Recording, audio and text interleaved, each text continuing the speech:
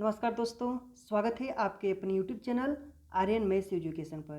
तो बच्चों, आज से हम लोग क्लास 10th मैथमेटिक्स का पहला चैप्टर स्टार्ट कर रहे हैं और उस पहले चैप्टर का नाम है वास्तविक संख्याएं अर्थात रियल नंबर्स। तो बच्चों, आज इस वीडियो में हम लोग इस चैप्टर का एक सामान्य सा परिचय देखेंगे और इस सामान्य से परिचय में हम लोग जो संख्याएं हैं उन संख्याओं के बारे में अध्ययन करेंगे। तो चलिए दोस्तों, हम लोग स्टार्ट करते हैं आज की इस क्लास को। तो देखिए, सबसे पहले हम लोग इस चैप्टर का एक सामान्य सा परिचय देखेंगे और इसमें हम संख्याओं के बारे में अध्ययन करेंगे। तो चलिए, सबसे पहले हम लोग समझते हैं कि प्राकृतिक संख्याएं किसे कहते हैं। सबसे पहले हम लोग समझते हैं प्राकृतिक संख्याएं। प्राकृतिक संख्याएं, प्राकृतिक संख्याएं या फिर प्राकृत संख्याएं, नेचुरल नंबर्स।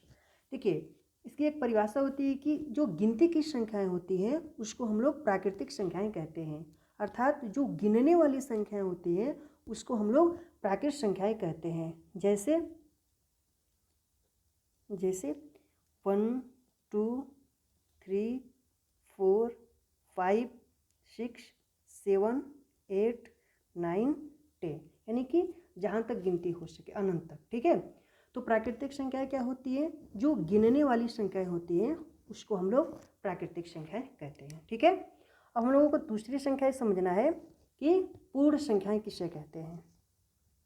पूर्ण संख्याएं अर्थात होल नंबर, पूर्ण संख्याएं। तो देखिए, सिंपल सी है कि जो गिनती की संख्याएं होती हैं अर्थात जो प्राकृतिक संख्याएं होती हैं उसके समूह में जीरो को सम्मिलित कर देने पे संख्याएं पूर्ण संख्याएं कहलाती हैं। जैसे मान लीजिए, जैसे ये हम लोगों का हो गया प्राकृतिक संख्याएं जो कि गिनने वाली संख्याएं होती हैं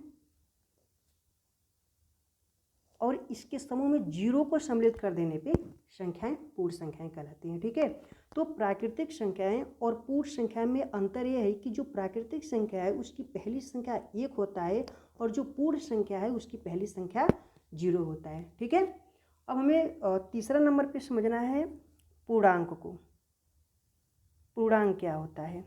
अब देखिए, पूर्णांक को हम लोग 3 भागों में डिवाइड कर सकते हैं, जैसे कि ऋण पूर्णांक, फिर शून्य, धन पूर्णांक। ठीक है, जैसे कि मान लीजिए कि यहाँ पे शून्य हो गया आपका 1 2 3 4 5 6 7।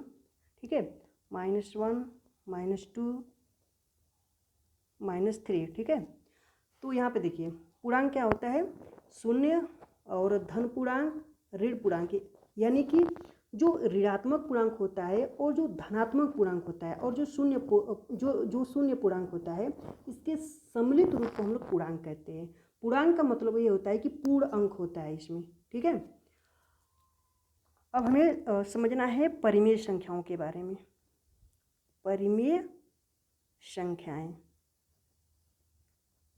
परिमेय संख्याएं। तो बच्चों, जो परिमेय संख्याएं होती हैं जिसको हम लोग P/Q के रूप में लिख सकें, जिसको हम लोग P/Q के रूप में लिख सकते हैं, और जो P और Q होता है एक पूर्णांक होता है, एक पूर्णांक होता है, और जो हर होता है अर्थात जो Q होता है इज नॉट इक्वल टू 0, अर्थात 0 के बराबर नहीं होता है। तो परिमेय संख्या जिसको हम लोग P/Q के रूप में लिख सकते हैं, और जहाँ जो P और Q होता है आपका पूर्णांक होता है और जो हर होता है आपका कभी भी शून्य नहीं होता है। तो इस प्रकार की संख्याओं को हम लोग परिमेय संख्याएं कहते हैं। जैसे मान लीजिए, जैसे 1/2, ये क्या है? एक परिमेय संख्या, क्योंकि इसको हम लोगों ने P/Q के रूप का लिखा। इसी प्रकार जैसे मान लीजिए कि आपका हो गया 2, तो 2 क्या है? एक परिमेय संख्या होती है। एक क्वेश्चन ये होता है कि क्या शून्य एक परिमेय संख्या है? क्या शून्य एक परिमेय संख्या है? जी हाँ, शून्य एक परिमेय संख्या है, क्योंकि इसको हम लोग P/Q के रूप में लिख सकते हैं। ठीक है, तो शून्य एक परिमेय संख्या होती है। इसके अलावा भी कुछ ऐसे एग्जाम्पल्स हैं जिसे हमें समझना है। जैसे मान लीजिए कि 1.2, यानी कि दशमलव के एक अंक के बाद संख्याएं कट जा रही हैं, तो इस प्रकार की संख्याओं को हम लोग कहेंगे कि एक परिमेय संख्या है। ठीक है, इसके अलावा जैसे मान लीजिए कि 1.3333, यानी कि एक संख्या की बार बार आवृत्ति हो रही है, उसकी बार बार पुनरावृत्ति हो रही है, तो इस प्रकार की संख्याओं को हम लोग कहते हैं कि एक परिमेय संख्या होती है। ठीक है। उसके अलावा जो अपरिमेय संख्या होती है, अपरिमेय संख्या काफ़ी आसान है कि जो संख्या परिमेय संख्या नहीं होती है उसको हम लोग अपरिमेय संख्याएं कहते हैं। जैसे मान लीजिए अपरिमेय संख्याएं, अपरिमेय संख्याएं, तो अपरिमेय संख्याएं किसे कहते हैं? जो कि परिमेय संख्याएं नहीं होती हैं। जैसा मान लीजिए कि करड़ी में 2, करड़ी में 3, करड़ी में 5, करड़ी में 7, ये सभी जो संख्याएं हैं ये अपरिमेय संख्याएं होती हैं। ठीक है, समझ में आ गया। अब हम लोग को समझना है कि भाज्य संख्याएं किसे कहते हैं। भाज्य संख्याएं, भाज्य संख्याएं, तो भाज्य संख्याएं जो मतलब ऐसी संख्याएं जो स्वयं अथवा एक के अतिरिक्त किसी और संख्या से भी विभाजित हो जाती है, तो इस प्रकार की संख्याओं को हम लोग भाज्य संख्याएं कहते हैं। जैसे मान लीजिए 4 हो गया, 6 हो गया, तो 4 क्या होगा? अपने आप से कट जाएगा, और 2 से कट जाएगा, इसके अलावा 1 से कट जाएगा, तो इस प्रकार की संख्याओं को हम लोग भाज्य संख्याएं कहते हैं।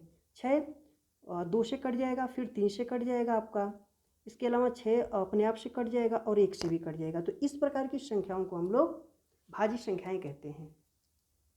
अभाज्य संख्याएं, अभाज्य संख्याएं, अभाज्य संख्याएं, तो बच्चों जो अभाज्य संख्याएं होती हैं वह स्वयं और एक के अतिरिक्त किसी भी संख्या से वह विभाजित नहीं होती हैं, तो इस प्रकार की संख्याओं को हम लोग अभाज्य संख्याएं कहते हैं। जैसे मान लीजिए 2 क्या है?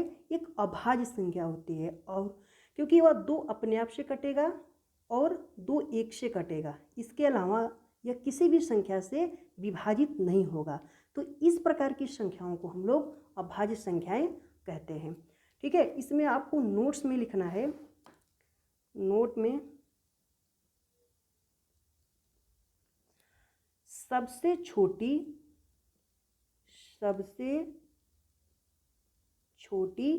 अभाज्य संख्या, सबसे छोटी अभाज्य संख्या 2 होता है। ठीक है, 2 एक ऐसी संख्या होती है जो कि सम होते हुए भी एक अभाज्य संख्या होती है। इसके अलावा 3 हो गया आपका, 5 हो गया, 7 हो गया, 11 हो गया, ये सभी संख्याएं अभाज्य संख्याएं कहलाती हैं। और सबसे छोटी विषम अभाज्य संख्या आपका 3 है। और एक न तो अभाज्य संख्या है और न ही भाज्य संख्या है। ठीक है, एक न तो भाज्य संख्या है, एक न तो भाज्य संख्या है और न ही अभाज्य संख्या होती है। ठीक है, इतना चीज़ समझ गए आप लोग। अब हमें समझना है सह अभाज्य संख्याएं क्या होती हैं। सह अभाज्य संख्याएं, सह अभाज्य संख्याएं, सह अभाज्य संख्याएं, तो देखिए ऐसी संख्या युग्म जो जिसका कॉमन 1 हो उसको हम लोग सह अभाज्य संख्याएं कहते हैं। जैसे मान लीजिए कि 2 और 5 एक ऐसी संख्या युग्म है जिसमें, जैसे मान लीजिए 2 को हम लोग 2 गुणे 1 लिख सकते हैं और 5 को हम लोग 5 गुणे 1 लिख सकते हैं, तो इसमें कॉमन क्या है? 1 है। तो इस प्रकार की युग्म वाली संख्याओं को हम लोग सह अभाज्य संख्याएं कहते हैं। जैसे मान लीजिए कि एक और संख्या ले लीजिए, 3 और 5 ले लीजिए, 3 और 5, इसमें क्या है? इसमें 1 और मतलब केवल 1 कॉमन है, इसके अलावा कोई भी ऐसी संख्या है जो कॉमन नहीं है। तो जो 1 होता है वह दोनों में कॉमन होता है, इसलिए हम उसको कहते हैं सह अभाज्य संख्याएं। ठीक है,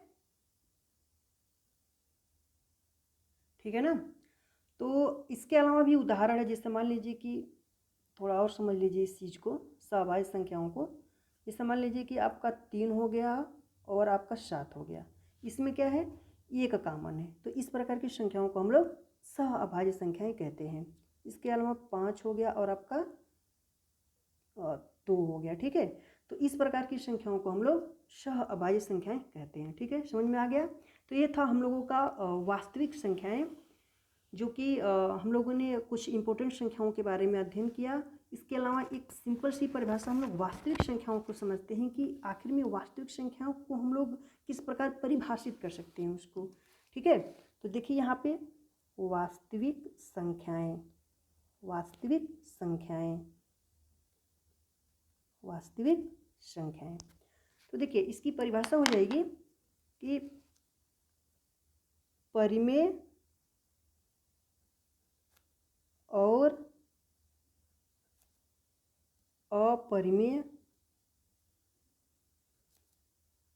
संख्याओं को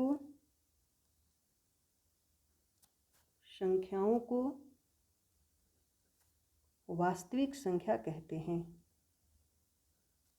वास्तविक संख्या कहते हैं। जैसे मान लीजिए, जैसे करड़ी में 2 क्या है, एक अपरिमेय संख्या है जो कि एक वास्तविक संख्या होगी, और 1/3 क्या है, एक परिमेय संख्या है जो कि एक वास्तविक संख्या होगी। तो इस प्रकार दोस्तों हम लोगों ने जो क्लास 10th का चैप्टर नंबर 1 है वास्तविक संख्या है, उसका एक सामान्य सा परिचय देखा। और इस सामान्य से परिचय में हम लोगों ने प्राकृतिक संख्याएं, पूर्ण संख्याएं, पूर्णांक, परिमेय संख्याएं, इसके अलावा अपरिमेय संख्याएं, भाज्य संख्याएं, अभाज्य संख्याएं और सह अभाज्य संख्याओं के बारे में अध्ययन किया। और इस प्रकार हम लोगों ने एक सामान्य सा परिचय देखा। नेक्स्ट वीडियो में हम लोग प्रश्नावली 1A को सॉल्व करेंगे। तो दोस्तों आप लोगों को वीडियो अच्छा लगे तो वीडियो को लाइक शेयर जरूर कीजिएगा, और चैनल पर नए हो तो चैनल को सब्सक्राइब जरूर कीजिएगा। ठीक है दोस्तों, मिलते हैं नेक्स्ट वीडियो में। Thank you.